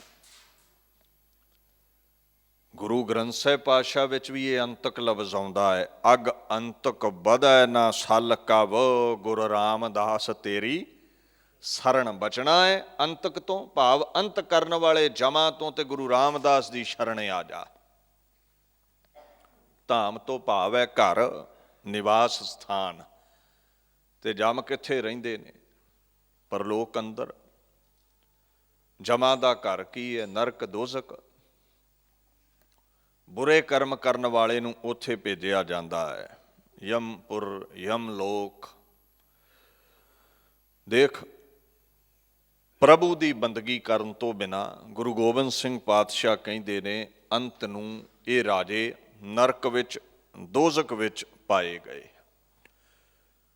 ਸੋ ਸਿੱਖਿਆ ਇਸ ਸਵਈਏ ਵਿੱਚ ਪਾਤਸ਼ਾਹ ਦਿੰਦੇ ਨੇ, ਸਮਝਾਉਂਦੇ ਨੇ ਵੀ ਇਹ ਦੁਨੀਆ ਨਾਸ਼ਵਾਨ ਹੈ। ਭਾਵੇਂ ਇੱਕ ਦੇਸ਼ ਦਾ ਰਾਜਾ ਹੈ ਤੇ ਭਾਵੇਂ ਹਜ਼ਾਰਾਂ ਦੇਸ਼ਾਂ ਨੂੰ ਜਿੱਤਣ ਵਾਲੇ ਨੇ, ਸੈਂਕੜੇ ਮੁਲਕਾਂ ਦੇ ਮਾਲਕ ਨੇ, ਭਾਵੇਂ ਦੁਨੀਆ ਨੂੰ ਜਿੱਤਣ ਵਾਲੇ ਨੇ, ਪਰ ਐਸੇ ਚੱਕਰਵਰਤੀ ਰਾਜੇ ਵੀ ਮੌਤ ਨੂੰ ਨਹੀਂ ਜਿੱਤ ਪਾਉਂਦੇ। ਮੌਤ ਅੱਗੇ ਸਭ ਹਾਰ ਜਾਂਦੇ ਨੇ। ਪਰ ਜੀਵਨ ਕਾਲ ਦਰਮਿਆਨ ਤਖਤ ਦੇ ਨਸ਼ੇ ਵਿੱਚ ਚੂਰ ਰਹੇ ਤੇ ਤਖਤ ਦੇ ਤਾਕਤ ਦੇ ਨਸ਼ੇ ਵਿੱਚ ਬੁਰੇ ਕਰਮ ਕੀਤੇ, ਲੋਕਾਈ ਤੇ ਜ਼ੁਲਮ ਢਾਏ, ਪਾਪ ਕੀਤਾ, ਜਿਸ ਕਾਰਨ ਜਮ ਲੋਕ ਜਾਣਾ ਪੈ ਗਿਆ, ਜਮਾਂ ਦੇ ਘਰ ਜਾਣਾ ਪੈ ਗਿਆ। ਬਾਣੀ ਦਾ ਫੁਰਮਾਨ ਹੈ, ਹਰ ਛੋਡਨ ਸੇ ਦੁਰਜਨਾ ਪੜ੍ਹੈ ਦੋਜਕ ਕਹਿ ਸੂਲ। ਜਿਹੜਾ ਹਰੀ ਪਰਮਾਤਮਾ ਦਾ ਨਾਮ ਭੁੱਲ ਜਾਂਦਾ ਹੈ, ਦੋਜ਼ਖ ਦੇ ਵਿੱਚ ਸੂਲਾਂ ਪੈਂਦੀਆਂ ਨੇ, ਨਰਕ ਦੇ ਵਿੱਚ ਪਾਇਆ ਜਾਂਦਾ। ਜਿਹੜੇ ਕਹਿੰਦੇ ਨਰਕ ਸਵਰਗ ਇੱਥੇ ਹੀ ਹੈ, ਇਹ ਆਪਦੇ ਹੀ ਕਿਆਫੇ ਲਾਈ ਬੈਠੇ ਨੇ। ਇੱਕ ਇਹ ਦੁਨੀਆ ਹੈ ਜੋ ਅੱਖਾਂ ਦਾ ਵਿਸ਼ਾ ਹੈ, ਇੱਕ ਅਗੋਚਰ ਦੁਨੀਆ ਹੈ ਜੋ ਅੱਖਾਂ ਦਾ ਵਿਸ਼ਾ ਨਹੀਂ। ਤੇ ਮੈਂ ਬੇਨਤੀ ਕਰ ਦੇਵਾਂ, ਜੋ ਨਜ਼ਰੀ ਆਉਂਦਾ ਹੈ, ਜੇ ਤੂੰ ਆਖੇ ਵੀ ਇਹ ਸੱਚ ਹੈ, ਤੇ ਜੋ ਨਜ਼ਰੀ ਨਹੀਂ ਆਉਂਦਾ ਉਹ ਝੂਠ ਹੈ। ਤੇ ਫਿਰ ਨਜ਼ਰੀ ਤੇ ਆ, ਹੁਣ ਤੁਸੀਂ ਗੁਰਦੁਆਰਾ ਬੰਗਲਾ ਸਾਹਿਬ ਦੀ ਪਾਕ ਇਮਾਰਤ ਵਿੱਚ ਬੈਠੇ ਹੋ, ਅਸਮਾਨ ਵੀ ਨਜ਼ਰੀ ਨਹੀਂ ਆ ਰਿਹਾ, ਕੰਧੋਂ ਪਾਰ ਵੀ ਨਜ਼ਰੀ ਨਹੀਂ ਆ ਰਿਹਾ। ਤੇ ਇਹਦਾ ਮਤਲਬ ਕੀ ਹੋ ਗਿਆ? ਵੀ ਦੁਨੀਆ ਨਹੀਂ ਵੱਸਦੀ, ਬਾਹਰ ਦਿੱਲੀ ਨਹੀਂ ਵੱਸਦੀ। ਹੁਣ ਅੰਨੇ ਨੂੰ ਸੂਰਜ ਨਜ਼ਰੀ ਨਾ ਆਵੇ ਤੇ ਇਹਦਾ ਮਤਲਬ ਸੂਰਜ ਚੜ੍ਹਦਾ ਹੀ ਨਹੀਂ ਹੈ। ਬੋਲੇ ਨੂੰ ਸੁਣਦਾ ਨਹੀਂ ਤੇ ਕੀ ਦੁਨੀਆ ਤੇ ਧਵਨੀ ਬੰਦ ਹੋ ਗਈ ਹੈ? ਇਹ ਆਪੋ ਆਪਣੀ ਦਸ਼ਾ ਹੈ। ਕਿਸੇ ਨੂੰ ਨਜ਼ਰੀ ਆ ਗਿਆ, ਕਿਸੇ ਨੂੰ ਨਾ ਆਇਆ। ਹੁਣ ਪਰਮਾਤਮਾ ਅਗੋਚਰ ਹੈ, ਕਿਸੇ ਨੂੰ ਦਿਖਦਾ ਨਹੀਂ, ਪਰ ਭਗਤ ਨਾਮਦੇਵ ਕਹਿੰਦੇ ਮੈਨੂੰ ਦਿਖਦਾ ਹੈ, ਨਾਮੇ ਦੇਖ ਨਾਰਾਇਣ ਅਸੇ। ਸੋ ਅਗੋਚਰ ਦੁਨੀਆ, ਜਿਹੜੀ ਗੁਰੂ ਗ੍ਰੰਥ ਸਾਹਿਬ ਨੇ ਮੋਹਰ ਲਾ ਦਿੱਤੀ ਨਾ, ਉਹ ਪੱਥਰ ਤੇ ਲਕੀਰ ਹੈ। ਜੋ ਕਹਿ ਦਿੱਤਾ ਉਹ ਮੌਜੂਦ ਹੈ। ਜੇ ਮਹਾਰਾਜ ਕਹਿ ਰਹੇ ਨੇ, ਜਮ ਦਰ ਬੱਧੇ ਮਾਰ ਯਹ ਕੂਕ ਨਾ ਸੁਣੈ ਪੁਕਾਰ। ਤੇ ਜਮਾਂ ਦਾ ਕੋਈ ਦਰ ਹੈ ਜਿੱਥੇ ਡਾਂਗ ਵੜੀ ਫਿਰਦੀ ਹੈ ਮਾੜੇ ਕਰਮ ਕਰਨ ਵਾਲੇ ਨੂੰ। ਮਹਾਰਾਜ ਕਹਿੰਦੇ ਫਿਰ ਕੂਕ ਪੁਕਾਰ ਨਹੀਂ ਕੋਈ ਸੁਣਦਾ, ਕੋਈ ਛਡਾਉਣ ਵਾਲਾ ਨਹੀਂ ਹੈ ਉੱਥੇ। ਦੋਜ਼ਕ, ਨਰਕ, ਉਹਦੇ ਤੋਂ ਰੱਖਣ ਵਾਲਾ ਪਰਮਾਤਮਾ ਦਾ ਨਾਮ ਹੈ ਜੇ ਜਪ ਲਈਏ ਤੇ। ਜਮ ਕੰਕਰ ਨੇੜ ਨਾ ਆਵਈ, ਰਸਨਾ ਹਰ ਗੁਣ ਗਾਓ। ਪਰਮਾਤਮਾ ਅਗਰ ਉਹਦੇ ਗੀਤ ਗਾਓਗੇ ਤੇ ਜਮ ਕੰਕਰ ਨੇੜੇ ਨਹੀਂ ਆਉਂਦਾ। ਸੋ ਇਸ ਗੱਲ ਦਾ ਖਿਆਲ ਰੱਖਿਓ। ਮਹਾਰਾਜ ਕਹਿੰਦੇ ਭੈੜੇ ਕਰਮ ਕਰਨ ਵਾਲੇ ਨੂੰ ਜਮਾਂ ਦੇ ਦਰ ਤੇ ਮਾਰ ਪੈਂਦੀ ਹੈ। He will be beaten at death's door, Israel ਦੇ ਦਰ ਤੇ ਉਹਨੂੰ ਕੁੱਟ ਪੈਂਦੀ ਹੈ, ਮੈਸੇਂਜਰ ਆਫ ਡੈਥ ਜਿਹੜਾ ਹੈ ਉਹਦੇ ਦਰ ਤੇ ਉਹਨੂੰ ਡਾਂਗ ਫਿਰਦੀ ਹੈ। ਤੇ ਜੇ ਬਚਣਾ ਹੈ ਜਮਾਂ ਦੀ ਮਾਰ ਤੋਂ, ਦੀਨ ਦੁਨੀਆ ਦੇ ਮਾਲਕ ਕਹਿੰਦੇ you will have to chant the glorious praises of lord. ਖੁਦਾ ਦੇ ਗੀਤ ਗਾਉਣੇ ਪੈਣਗੇ। ਉਹੀ ਰੱਖਣ ਵਾਲਾ ਹੈ, ਉਹੀ ਬਚਾਉਣ ਵਾਲਾ ਹੈ। ਪਰ ਰਾਜੇ ਤਖਤ ਦੇ ਨਸ਼ੇ ਵਿੱਚ ਚੂਰ, ਸਿਰੀ ਪਤ ਸਿਰੀ ਭਗਵਾਨ ਭਜੇ ਬਿਨ, ਅੰਤ ਕੋ ਅੰਤ ਕੇ ਧਾਮ ਸਿਦਾਰੇ। ਪਰ ਅਕਾਲ ਪੁਰਖ ਨੂੰ ਕਦੇ ਚੇਤਿਆ ਹੀ ਨਾ, ਆਪਣੇ ਆਪ ਨੂੰ ਹੀ ਰੱਬ ਸਮਝ ਲਿਆ। ਸੋ ਮਹਾਰਾਜ ਕਹਿੰਦੇ ਨੇ ਭਾਈ ਰੱਬ ਨੂੰ ਚੇਤੇ ਰੱਖ, ਮੌਤ ਨੂੰ ਯਾਦ ਰੱਖ, ਚੰਗੇ ਕਰਮ ਕਰੇ, ਚੰਗੇ ਕਦਮ ਉਠਾਵੇਂ, ਹੱਥਾਂ ਨਾਲ ਚੰਗਿਆ ਕੰਮ ਕਰੇ, ਕਦਮ ਚੰਗੇ ਰਸਤੇ ਤੇ ਚੱਲਣ। ਤਾਕਤ ਹੈ ਤੇਰੇ ਕੋਲ ਤੇ ਭਲਾ ਕਰਮ ਕਰ, ਲੋਕ ਤੈਨੂੰ ਯਾਦ ਰੱਖਣ। ਜੇ ਜ਼ੁਲਮ ਕਰੇਗਾ, ਪਾਪ ਕਰੇਗਾ, ਜਾਣਾ ਤੇ ਸਭ ਨੇ ਹੈ, ਤੈਨੂੰ ਲਾਹਨਤਾਂ ਦੁਨੀਆ ਪਾਇਆ ਕਰੇਗੀ। ਚੰਗੇ ਕਰਮ ਕਰੇਗਾ, ਜਾਣਾ ਤੇ ਸਭ ਨੇ ਹੈ, ਪਰ ਦੁਨੀਆ ਯਾਦ ਕਰਦੀ ਹੈ। ਅੱਜ ਕੱਲ੍ਹ ਦੇ ਰਾਜੇ ਕੀ ਕਰ ਰਹੇ ਨੇ? ਇੱਕ ਬਾਣੀ ਦਾ ਫਰਮਾਨ ਹੈ, ਹੁਕਮ ਕੀਏ ਮਨ ਭਾਵਦੇ, ਰਾਹੇ ਭੀੜੈ ਅੱਗੇ ਜਾਵਣਾ। ਮਨ ਭਾਉਂਦੇ ਹੁਕਮ ਕਰਨੇ, ਮਨ ਮੰਨੀ ਹਕੂਮਤ ਕਰਨੀ। ਹੁਣ ਆਪਾਂ ਇਹ ਸਾਰੇ ਹੀ ਜਾਣਦੇ ਹਾਂ ਵੀ ਇਹ ਭਾਰਤ ਵਰਸ਼ ਕਿਸਾਨੀ ਤੇ ਨਿਰਭਰ ਕਰਦਾ ਹੈ। ਚਾਹੇ ਕੋਈ ਅਮੀਰ ਹੈ, ਗਰੀਬ ਹੈ, 2 ਵਕਤ ਦੀ ਰੋਟੀ ਤੇ ਖਾਂਦੇ ਹੋ ਕਿ ਗਰੀਬ ਹੀ ਰੋਟੀ ਖਾਂਦਾ, ਅਮੀਰ ਨੋਟਾਂ ਨੂੰ ਹੀ ਦੰਦੀਆਂ ਵੱਢਦਾ ਹੈ। ਰੋਟੀ ਤੇ ਸਾਰੇ ਖਾਂਦੇ ਹੋ ਨਾ। ਤੇ ਅਨਾਜ ਕਿੱਥੋਂ ਆਇਆ? ਇਹ ਆਇਆ ਖੇਤਾਂ ਚੋਂ। ਤੇ ਤਕਰੀਬਨ 80-90% ਭਾਰਤ ਦੇ ਲੋਕ ਕਿਸਾਨੀ ਕਰਦੇ ਨੇ। ਸਿੱਖ ਨੇ, ਹਿੰਦੂ ਨੇ, ਈਸਾਈ ਨੇ ਜਾਂ ਮੁਸਲਮਾਨ ਨੇ। ਹੁਣ ਸਰਕਾਰਾਂ ਦਾ ਇੱਕ ਸੁਭਾਅ ਹੈ ਵੀ ਇਹਨਾਂ ਨੂੰ ਨਾ ਕਾਰਪੋਰੇਟ ਘਰਾਣੇ ਹੋਂਦ 'ਚ ਲਿਆਉਂਦੇ ਨੇ, ਕਰੋੜਾਂ ਰੁਪਈਆ ਇਨਵੈਸਟ ਕਰਦੇ ਨੇ ਸਰਕਾਰਾਂ ਵਿੱਚ। ਉਹ ਕੀ ਵੀ ਇਹ ਸਰਕਾਰ ਬਣ ਜਾਵੇ ਤੇ ਫਿਰ ਸਾਡਾ ਜਿਹੜਾ ਕਰੋੜਾਂ ਆਇਆ ਹੈ ਨਾ, ਐਸੀਆਂ ਪਾਲਿਸੀਜ਼, ਇੱਦਾਂ ਦੇ ਕਾਨੂੰਨ ਸਰਕਾਰ ਬਣਾਵੇ ਵੀ ਇਹ ਅਰਬਾਂ 'ਚ ਕਰਕੇ ਸਾਨੂੰ ਮੋੜੇ। ਉਹਦੇ ਲਈ ਗਰੀਬਾਂ ਦਾ ਗਲ ਘੁੱਟਿਆ ਜਾਵੇ। ਅੱਛਾ, ਇੱਕ ਹੋਰ ਗੱਲ ਵੀ ਹੈ, ਇਹ ਕਾਰਪੋਰੇਟ ਘਰਾਣੇ ਖੇਤੀ ਨੂੰ ਪਤਾ ਕਿਉਂ ਕਾਬਜ਼ ਕਰਨ ਲਈ ਉਤਾਵਲੇ ਨੇ, ਕਬਜ਼ੇ ਵਿੱਚ ਲੈਣ ਲਈ ਕਾਹਲੇ ਨੇ। ਦੇਖੋ, ਜਦੋਂ ਦੁਨੀਆ ਦੇ ਉੱਤੇ ਇਕੋਨਮੀ ਡਿੱਗਦੀ ਹੈ ਨਾ, ਕੋਈ ਮਹਾਮਾਰੀ ਫੈਲ ਜਾਵੇ, ਕੋਈ ਐਸਾ ਭਿਅੰਕਰ ਸਮਾਂ ਆ ਜਾਵੇ, ਸਾਰੀ ਮਾਰਕੀਟ ਡਾਊਨ ਹੋ ਜਾਵੇ, ਸਾਰੇ ਧੰਦੇ ਠੱਪ ਹੋ ਜਾਣ, ਡਾਊਨਫਾਲ ਆ ਜਾਵੇ, ਪਰ ਖਿਆਲ ਰੱਖਿਓ ਲੋਕ ਖਾਣਾ ਨਹੀਂ ਛੱਡਦੇ, ਭੋਜਨ ਨਹੀਂ ਛੱਡਦੇ। ਹੁਣ ਮੰਦੀ ਹੈ ਜਾਂ ਸਮਾਂ ਚੰਗਾ ਹੈ, GDP ਗਰੋ ਕਰ ਰਹੀ ਹੈ ਜਾਂ ਡਾਊਨ ਜਾ ਰਹੀ ਹੈ, ਖਾਣਾ ਨਹੀਂ ਛੱਡਦੇ ਲੋਕ। ਹੁਣ ਸਰਕਾਰਾਂ ਫਿਰ ਇਹ ਸੋਚਦੀਆਂ ਨੇ ਵੀ ਬਹੁਤਾ ਖੁਸ਼ ਕਰਨਾ ਹੈ ਪੂੰਜੀਪਤੀਆਂ ਨੂੰ ਤੇ ਖਾਣੇ ਦੇ ਹੀ ਮਾਲਕ ਬਣਾ ਦਿਓ ਇਹਨਾਂ ਨੂੰ। ਜਿਹੜੀ ਥਾਲੀ 5 ਰੁਪਈਆਂ ਦੀ ਹੈ ਉਹ 500 ਦੀ ਵੇਚਾਂਗੇ, ਜਿਹੜੇ ਗੰਢੇ 80 ਰੁਪਈਏ ਨੇ ਉਹ 150 ਰੁਪਈਆ ਵੇਚਾਂਗੇ। ਉਹ ਕੁਝ ਇੱਦਾਂ ਦੇ ਕਾਨੂੰਨ ਬਣਾ ਦਿੰਦੇ ਨੇ ਪੂੰਜੀਪਤੀਆਂ ਨੂੰ ਹੋਰ ਅਮੀਰ ਕਰਨ ਦੇ ਲਈ। ਆਪਣੀ ਹਕੂਮਤ ਵਿੱਚ ਗਰੀਬ ਗੁਰਬੇ ਦਾ ਗਲਾ ਘੁੱਟਣਾ, ਹੁਕਮ ਕੀਏ ਮਨ ਭਾਵਦੇ, ਰਾਹੇ ਭੀੜੇ ਅੱਗੇ ਜਾਵਣਾ। ਆੜੇ ਕਾਨੂੰਨ ਪਾਸ ਕੀਤੇ ਨੇ ਭਾਰਤ ਦੀ ਸਰਕਾਰ ਨੇ। ਮੈਂ ਇੱਕ ਕਾਨੂੰਨ ਬਾਰੇ ਤੁਹਾਨੂੰ ਥੋੜ੍ਹਾ ਜਿਹਾ ਦੱਸ ਦੇਵਾਂ, ਤੁਸੀਂ ਇਹ ਨਾ ਸਮਝਿਓ ਇਕੱਲਾ ਕਿਸਾਨ ਹੀ ਪ੍ਰਭਾਵਿਤ ਹੋਵੇਗਾ। ਇੱਕ ਇਹਨਾਂ ਨੇ ਨਾ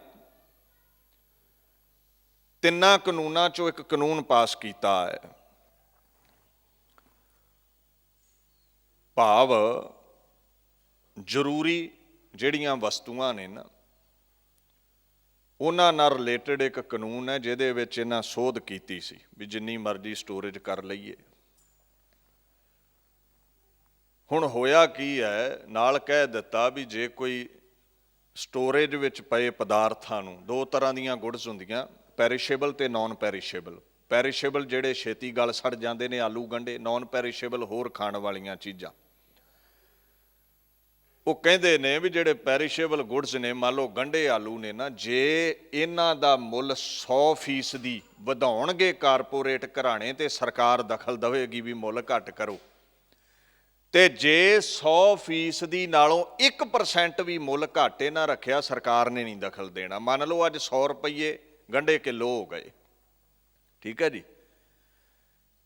ਇਹ ਕਾਰਪੋਰੇਟ ਘਰਾਣੇ ਜਾਣ ਬੁੱਝ ਕੇ ਕੀ ਕਰਨਗੇ, 199 ਰੁਪਏ ਉਹਦਾ ਮੁੱਲ ਕਰ ਦੇਣਗੇ, 1 ਰੁਪਈਆ 200 ਨਾਲੋਂ ਘੱਟ। ਉਹ ਸਰਕਾਰ ਦਖਲ ਨਹੀਂ ਦੇਵੇਗੀ।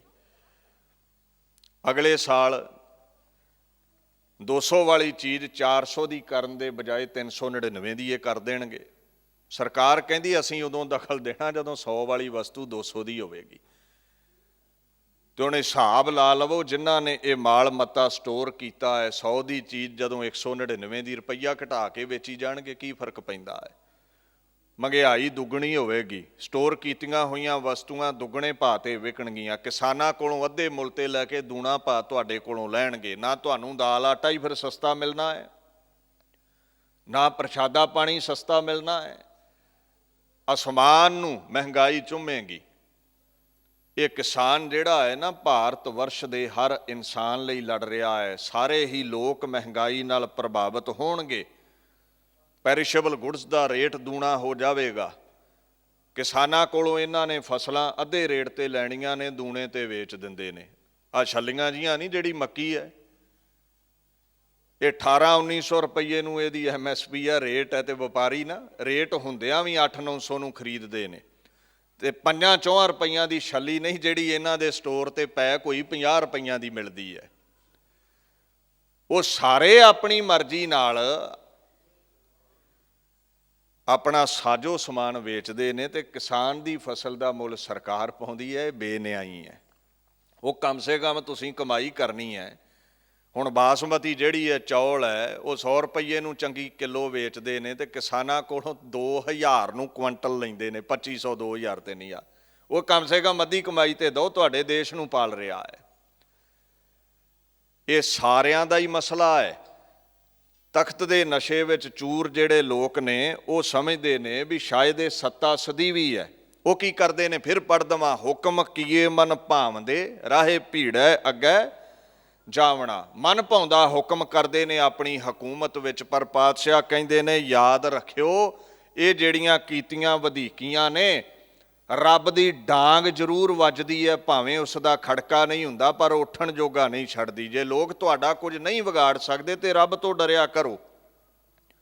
ਜਾਣਾ ਇਦਾਂ ਹੀ ਪਵੇਗਾ, ਨੰਗਾ ਦੋਜਕ ਚਾਲਿਆ ਤਾਂ ਦਿਸੈ ਖਰਾ ਡਰਾਵਨਾ। ਸੋ ਇੱਕ ਦੂਜੇ ਦੀਆਂ ਬਾਹਾਂ ਬਣੋ, ਚਾਹੇ ਅਮੀਰ ਹੋ ਗਰੀਬ ਹੋ। ਜੇ ਤੇ ਪੈਸਾ ਖਾਂਦੇ ਹੋ ਤੇ ਨਾ ਸਾਥ ਦਿਓ ਕਿਸਾਨਾਂ ਦਾ। ਜੇ ਰੋਟੀ ਖਾਂਦੇ ਹੋ ਤੇ ਤੁਹਾਡੀ ਥਾਲੀ 'ਚ ਅਨਾਜ ਪੈਦਾ ਕਰਕੇ ਭੇਜਣ ਵਾਲੇ ਕਿਸਾਨ ਹੀ ਨੇ। ਤੇ ਮੈਂ ਨੈਸ਼ਨਲ ਮੀਡੀਆ ਨੂੰ ਵੀ ਕਹਿਣਾ ਵੀ ਸੋਸ਼ਲ ਮੀਡੀਆ ਤੇ ਗੱਲ ਕਰ ਰਿਹਾ ਹੈ, ਉਹ ਤੁਸੀਂ ਕਮ ਸੇ ਕਮ ਦਿਲ ਤੇ ਹੱਥ ਰੱਖ ਕੇ ਸੋਚੋ ਵੀ ਤੁਸੀਂ ਕੀ ਕਰ ਰਹੇ ਹੋ। ਕਿਸਾਨਾਂ ਦੀ ਆਵਾਜ਼ ਨਹੀਂ ਤੁਸੀਂ ਚੁੱਕ ਰਹੇ। ਕਿ ਤੁਹਾਡੇ ਨਿਆਣੇ ਰੋਟੀਆਂ ਨਹੀਂ ਖਾਂਦੇ, ਉਹ ਮਾਈਕ ਹੀ ਖਾਂਦੇ ਨੇ, ਉਹ ਖਬਰਾਂ ਹੀ ਖਾਂਦੇ ਨੇ। ਸੋ ਜਿਹਦੀ ਥਾਲੀ ਵਿੱਚ ਵੀ ਕਿਸਾਨ ਰੋਟੀ ਪਹੁੰਚਾਉਂਦਾ ਹੈ, ਉਹੀ ਕਿਸਾਨ ਦਾ ਸਾਥ ਦੇਵੇ। ਇਹ ਸਾਨੂੰ ਕਿਸਾਨੀ, ਇਹ ਸਾਨੂੰ ਕਮਾਈ, ਇਹ ਸਾਨੂੰ ਕਿਰਤ, ਇਹ ਬਖਸ਼ਿਸ਼ ਗੁਰੂ ਨਾਨਕ ਸਾਹਿਬ ਦੀ ਹੈ। 99% ਦੀ ਸਿੱਖ ਖੇਤੀ ਕਰਦੇ ਨੇ। ਗੁਰੂ ਨਾਨਕ ਸਾਹਿਬ ਦਾ ਹੀ ਸਾਨੂੰ ਹੁਕਮ ਹੈ ਨਾ।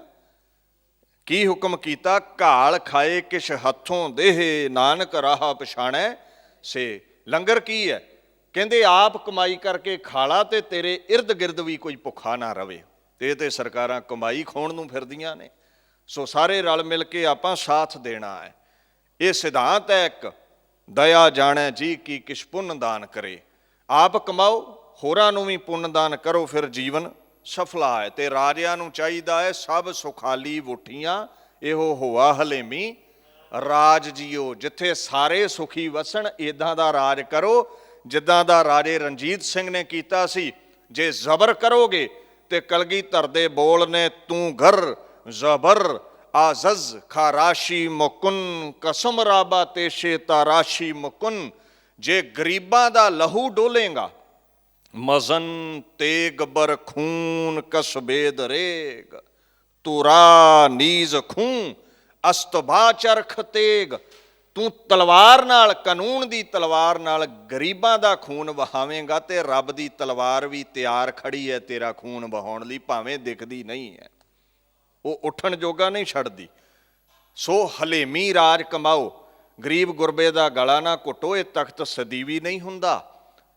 ਰਾਣਾ ਰਾਓ ਨਾ ਕੋ ਰਹਿ ਰੰਗ ਨਾ ਤੁੰਗ, ਫਕੀਰ ਵਾਰੀ ਆਪੋ ਆਪਣੀ ਕੋਏ ਨਾ ਬੰਦਾ ਧੀਰ। ਸੋ ਇਹ ਵੈਰਾਗਮਈ ਉਪਦੇਸ਼ ਗੁਰੂ ਪਾਤਸ਼ਾਹ ਕਰਦੇ ਨੇ।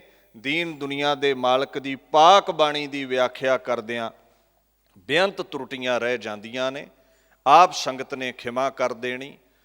ਇੰਨੀ ਹੀ ਹਾਜ਼ਰੀ ਪ੍ਰਵਾਨ ਕਰਨੀ। ਵਾਹਿਗੁਰੂ ਜੀ ਕਾ ਖਾਲਸਾ, ਵਾਹਿਗੁਰੂ ਜੀ ਕੀ ਫਤਿਹ।